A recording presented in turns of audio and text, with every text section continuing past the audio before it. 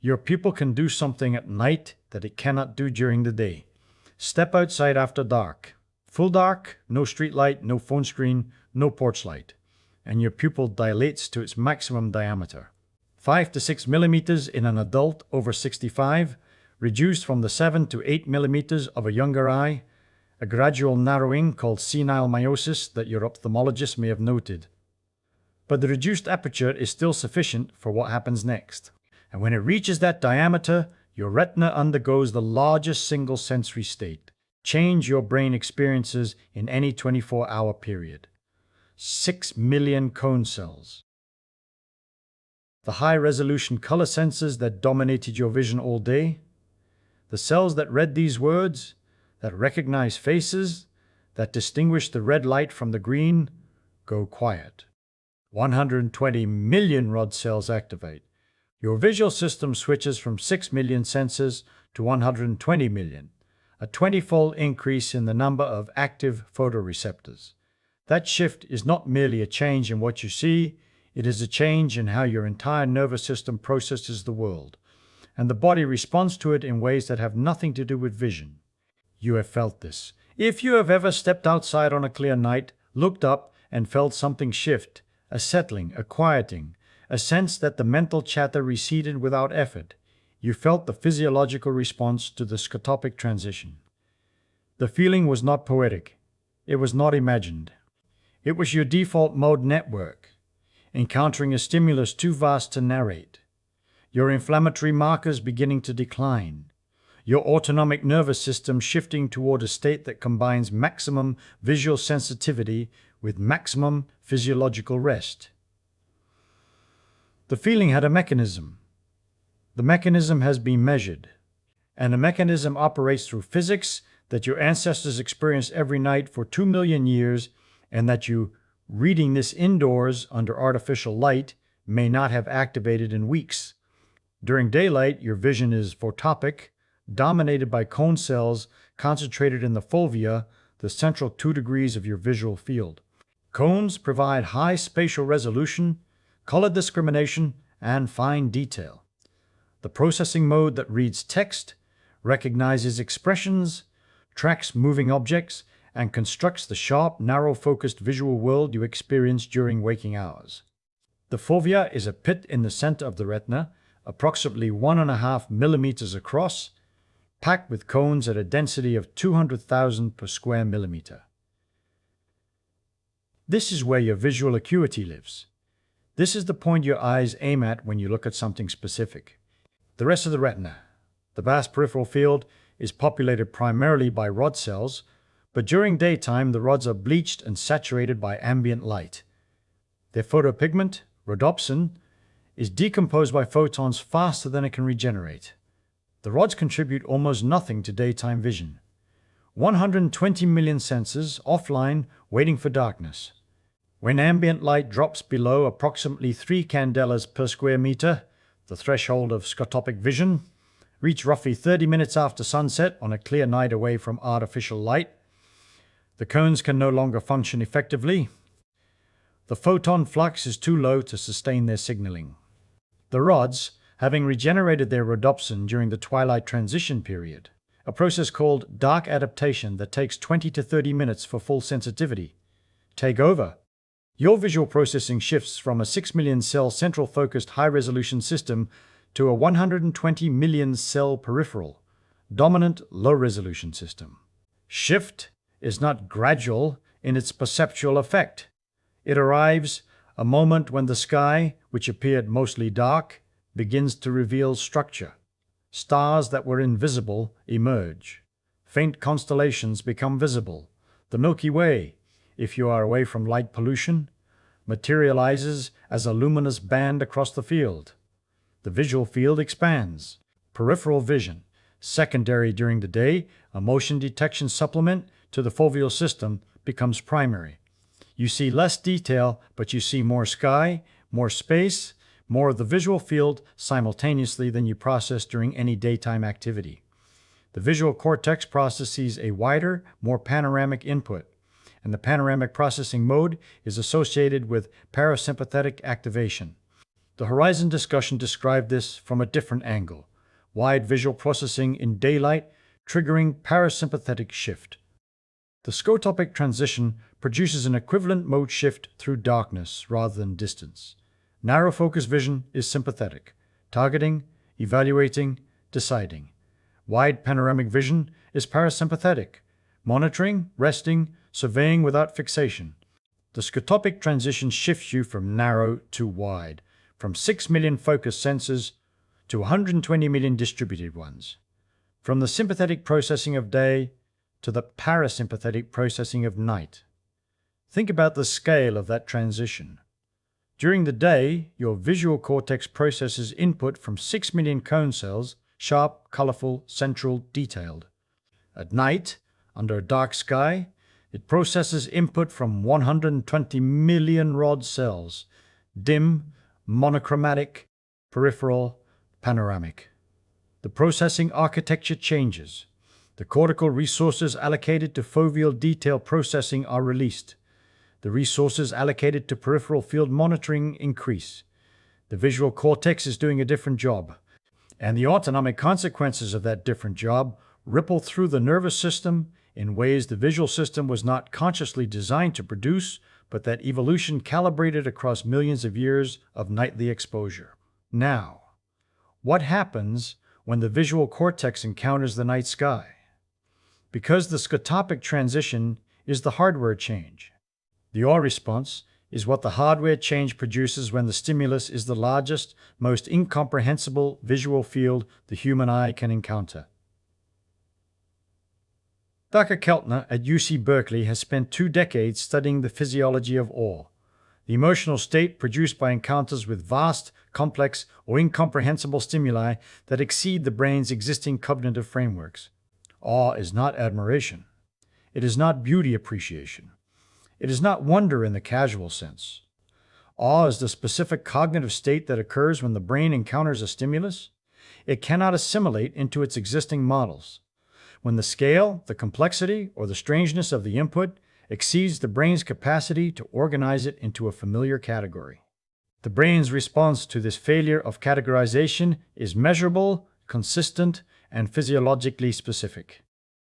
The night sky is the most reliable awe trigger identified across all cultures studied, all age groups, all personality types. The universality is not cultural. It is not learned, not taught, not dependent on astronomical knowledge or spiritual belief. It is perceptual. The night sky presents a visual stimulus that the cortex cannot reduce to a manageable representation. The number of visible points exceeds the brain's capacity for individuation. The distances are unmappable.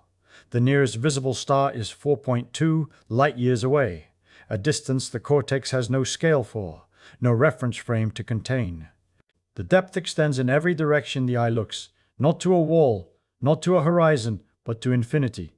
The cortex encounters a stimulus it cannot organize, cannot bound, cannot narrativize. And the response to that encounter is measurable in the blood. Stella and colleagues published in Emotion in 2015 that experiences of awe produced significant reductions in interleukin-6, a pro-inflammatory cytokine implicated in cardiovascular disease, type 2 diabetes, autoimmune disorders, and depression. The reduction was specific to awe. Other positive emotions tested in the study, including joy, pride, contentment, and amusement, did not produce equivalent IL-6 reductions. Joy did not reduce IL-6, pride did not reduce IL-6, amusement did not reduce IL-6. Awe did. The specificity matters because it means the anti-inflammatory effect is not merely a consequence of feeling good. It is a consequence of feeling small in the presence of something vast. The mechanism is not fully mapped. The pathway from visual cortex to prefrontal cortex to hypothalamic pituitary adrenal axis to cytokine profile involves multiple intermediary steps that are individually documented but have not been traced as a complete circuit. The association with reduced inflammatory cytokines was consistent across subjects and dose-dependent. More intense awe experiences produced greater IL-6 reductions. a pro-inflammatory molecule linked to the diseases that account for the majority of mortality in adults over 65. Heart disease, diabetes, depression, decreases measurably when you look at something vast enough to produce awe. The IL-6 reduction is statistically significant and specific to awe. Whether the magnitude of the reduction from a single night sky session is clinically meaningful for cardiovascular or metabolic risk, or whether the effect requires repeated exposure to accumulate clinical significance, has not been measured at that precision. The direction is consistent. The specificity is established. The clinical dose response remains open. The night sky is the largest, most accessible, most consistently awe-producing stimulus available to a person standing on the ground. It costs nothing. It requires no prescription. It requires no equipment. It is above your head every clear night, and the IL-6 reduction it produces operates through a psychoneuroimmunological pathway that no pharmaceutical targets with this specificity. Because the pathway begins in the visual cortex and ends in the immune system, and no drug crosses that distance through the intermediary steps that awe traverses. You see, and the default mode network. Because the IL-6 reduction is the immunological effect. The cognitive effect is equally specific and equally measurable. And for the person over 65 whose primary complaint is not inflammation but rumination, the cognitive effect may be the more immediately relevant finding. Brain imaging of the awe response, conducted in laboratory settings using awe-inducing videos, virtual reality, and narratives, shows decreased activity in the default mode network, the medial, prefrontal, and posterior parietal regions that maintain the self-referential narrative running during most waking hours. The specific measurement, default mode network activity during sustained night sky viewing, has not been performed. The inference from the laboratory awe data to the night sky experience is consistent with what every person who has stood under a dark sky reports, but it is an extrapolation from laboratory findings, not a direct confirmation. The extrapolation is strong. The night sky is the most reliable awe trigger across all populations studied, and the DMN suppression is consistent across all awe-inducing stimuli tested. The direct imaging has simply not been done under open sky. Default mode network is where rumination lives. The loop of worry, planning, regret, anticipation, self-evaluation, and mental rehearsal that occupies the cortex whenever it is not engaged in a demanding external task. The 3 a.m.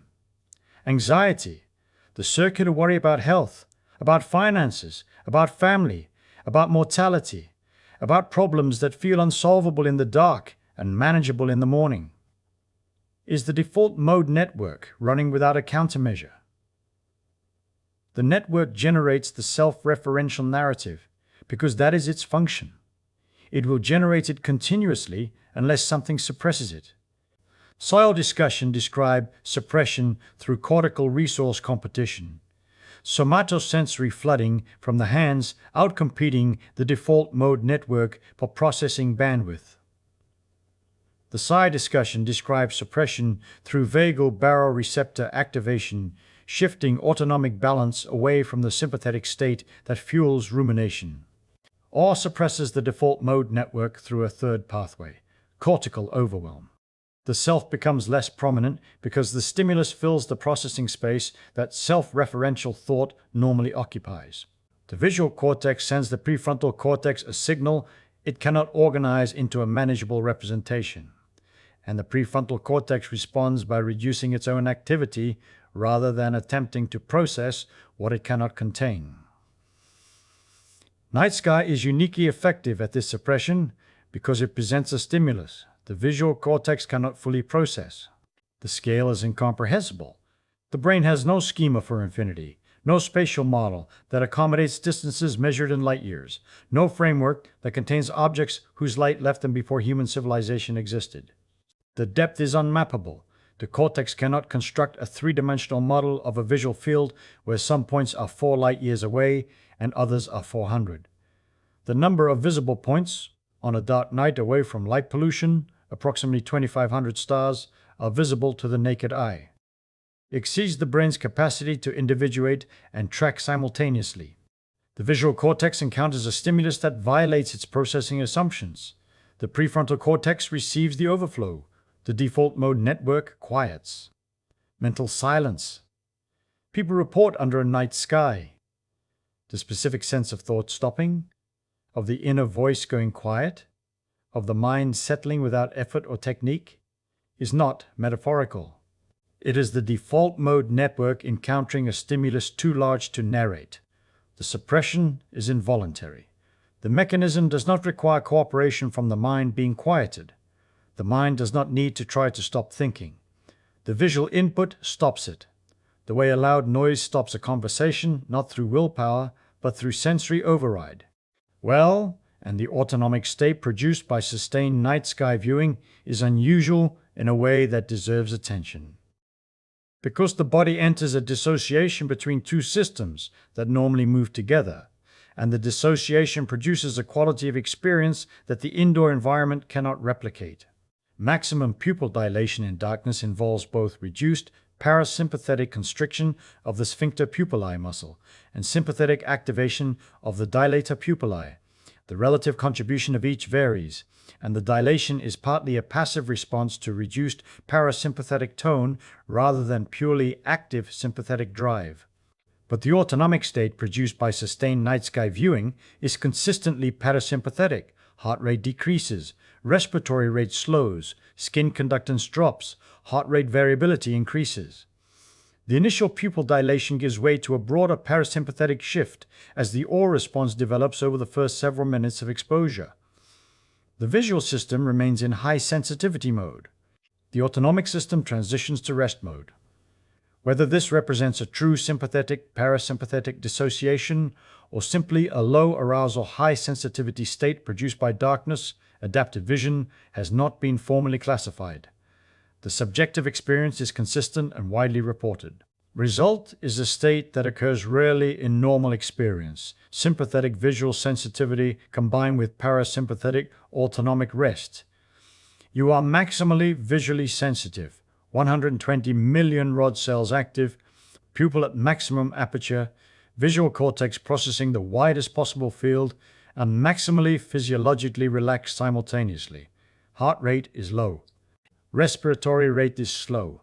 Muscle tension is minimal. But the eyes are wide open, and the visual cortex is processing more information per second than it processes during any daytime activity. Quality of this state is distinctive, and if you have experienced it, you will recognize the description. Alert calm. Vigilance without tension. Awareness without anxiety. The body is watching everything and worrying about nothing. The state feels different from ordinary relaxation because it is neurologically different.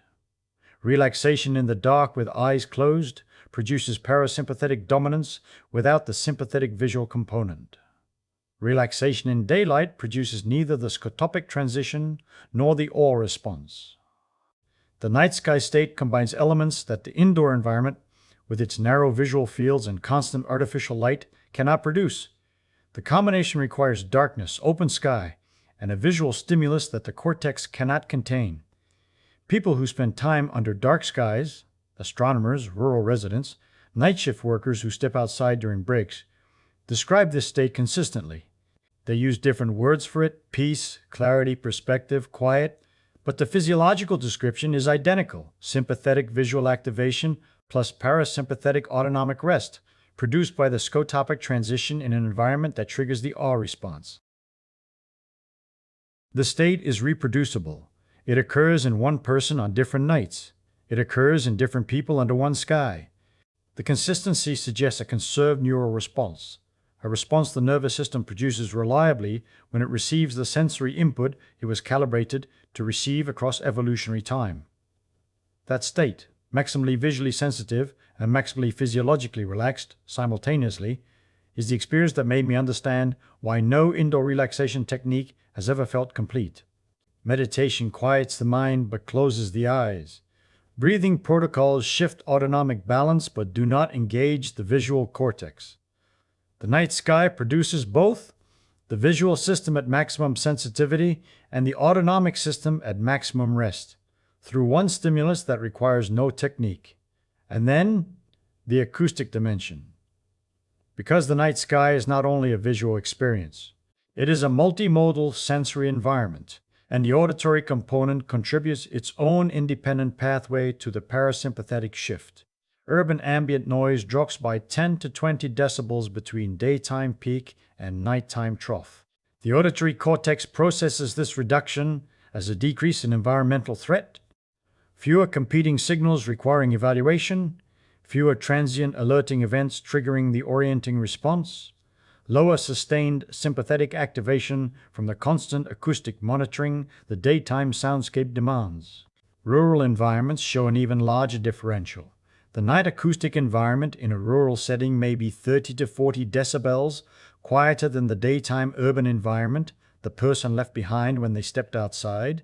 Night sky experience combines the visual shift to scotopic panoramic processing with the auditory shift to a quieter, lower threat acoustic baseline. Both sensory modalities converge on parasympathetic dominance through independent pathways, visual through panoramic processing mode and OR, mediated default mode suppression, auditory through reduced threat signaling and decreased orienting response frequency. The convergence is not designed by the person experiencing it. It is the natural, multimodal environment of night, the environment the human nervous system was calibrated by across 2 million years of nightly exposure, and that artificial lighting and urban noise have eliminated from the modern person's daily sensory input. Birdsong discussion described the auditory safety signal of natural sound, the acoustic environment that signals the absence of predators through the presence of bird vocalization. The night sky provides the complementary signal, the auditory safety of quiet. Not absolute silence.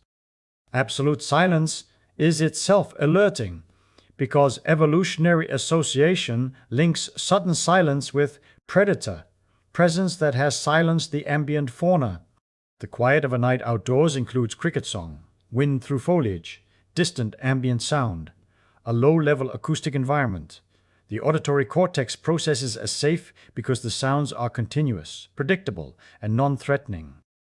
The quiet is not empty. It is the auditory cortex standing down from the intensity of daytime threat monitoring, reducing its processing load, releasing the cortical resources it was dedicating to evaluating every sound for threat potential, and contributing its own parasympathetic signal to the multimodal convergence the night environment produces. Acoustic reduction operates independently of the sky. It occurs on cloudy nights, in urban settings, in any outdoor nighttime environment. The scotopic transition, the OR response, and the IL-6 reduction require the visible sky. They require the stars, the depth, the visual stimulus, the cortex cannot contain. The circadian darkness signal requires only the absence of artificial light. The alert calm requires both the darkness and the sky. The person who steps outside on a cloudy night receives the acoustic benefit and the circadian benefit. The person who steps outside on a clear night receives all 6. Consider the circadian dimension. Because exposure to darkness serves a function, the chrononutrition discussion identified but did not cover from this angle. The suprachiasmatic nucleus requires 2 signals to maintain circadian integrity: the morning light signal that synchronizes the clock and the evening darkness signal that confirms the clock's phase. Artificial indoor lighting, even at the modest 200 to 500 lux of a living room, is bright enough to suppress the darkness signal. The retina reports light. The suprachiasmatic nucleus delays the melatonin onset. The circadian program drifts. Viewing the night sky without artificial light exposure for 15 to 30 minutes reinforces the darkness signal that melatonin synthesis depends on. The melatonin onset that the chrononutrition script identified as the metabolic shutdown signal, the signal that shifts the pancreas into rest mode, reduces GRUT4 expression at the muscle cell surface, and initiates the fasting physiology of sleep, depends on this darkness exposure. A person who goes outside to view the night sky before bed is providing the suprachiasmatic nucleus with the darkness signal that screens room lighting, and indoor environments prevent from reaching the melanopsin-containing retinal ganglion cells. The night sky is the darkness signal the circadian system was designed to receive, delivered through the retina, processed by the suprachiasmatic nucleus, expressed as melatonin release from the pineal gland, felt as the onset of sleepiness that artificial light delays and darkness restores. Now, consider the person over 65 who lies awake at 3 in the morning with thoughts cycling through worry and regret. The default mode network running unchecked, the cortisol elevated from the rumination the network produces, the inflammatory markers accumulating from the chronic low-grade stress the cortisol sustains. 10 minutes outside under a dark sky before bed provides a measurable intervention through 3 simultaneous pathways. Scotopic transition shifts the visual cortex from narrow foveal processing to panoramic rod cell processing, releasing the cortical resources dedicated to the sharp, evaluative detail focus mode that sustain the day's cognitive demands and engaging the wide-field monitoring mode associated with parasympathetic rest. The aura response suppresses the default mode network. The prefrontal cortex encounters a stimulus it cannot narrate and reduces its own activity, quieting the self-referential loop that was generating the worry the person was trying to escape. The darkness exposure reinforces the melatonin signal that initiates sleep physiology. The suprachiasmatic nucleus receives the darkness it requires to maintain the circadian program that evening. Artificial light suppresses. 3 mechanisms, 3 different anatomical pathways. 1 action, step outside, look up, leave the phone inside. The person does not need to meditate, does not need to control their breathing, does not need to perform any technique that requires concentration or instruction. The scotopic transition is automatic. It occurs when the retina encounters darkness. The aura response is automatic. It occurs when the visual cortex encounters a stimulus too vast to process. The melatonin signal is automatic. It strengthens when the retina stops receiving artificial light. All 3 mechanisms operate without the person's conscious participation. The person's only role is to go outside and look up. The nervous system does the rest. And here is what matters. The worry will not be solved. It will be displaced by a stimulus that demands the cortical resources the worry was using, the way a river displaces the water in a channel by filling it with a larger flow. When the person goes back inside, the worry may return, but the IL-6 that the chronic worry elevates will have decreased during the displacement. The cortisol that the rumination sustained will have declined during the parasympathetic shift. The melatonin signal will have strengthened during the darkness exposure. The person returns to bed having received 3 physiological interventions through 1 action that required no effort beyond walking through a door. That convergence, scotopic visual transition, all-mediated default mode, suppression, IL-6 reduction, alert calm from sympathetic-parasympathetic dissociation, acoustic threat signal reduction, and circadian darkness anchoring, all operating simultaneously during a single 10-minute exposure to the night sky, is the finding that made the psychoneuroimmunology literature feel like it had been hiding in plain sight above my head every clear night. Because each mechanism has been studied independently. The scotopic transition is retinal physiology. The aura response is affective neuroscience. The IL-6 reduction is psychoneuroimmunology. The default mode suppression is cognitive neuroscience. The circadian anchoring is chronobiology. 6 disciplines, 6 independent findings. 1 stimulus that activates all of them simultaneously, available without equipment, without training, without cost, without a prescription, from any location on Earth where the sky is visible after dark. No other single intervention described across these discussions activates as many independent physiological pathways through 1 action. Soil contact activates 6 mechanisms, but requires soil. The physiological sigh activates 2, but requires only a breath pattern. The night sky activates 6 and requires only stepping outside and looking up. The ratio of mechanism count to effort is the highest in the series, and the effort is something your ancestors did involuntarily every evening of their lives. 10 minutes, no phone, no instruction beyond looking up. Allow the 10 minutes for dark adaptation, the regeneration of rhodopsin in the rod cells that enables full scotopic sensitivity. Rhodopsin is bleached by light, any light, and requires approximately 20 to 30 minutes to regenerate to full concentration in the rod cell outer segments.